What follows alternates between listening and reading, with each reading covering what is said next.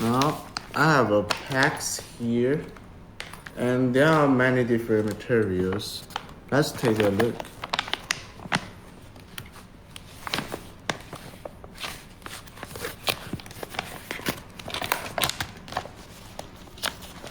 Okay, let's take a look.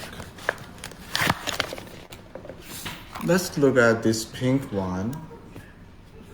What do you think? What's the material it is? And look at the background. Background is white, right? So this material has double colors, pink and white. The thickness is very thin. Let's take a look.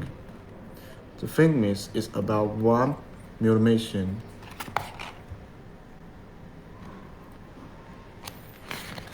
And this material is soft, elastic.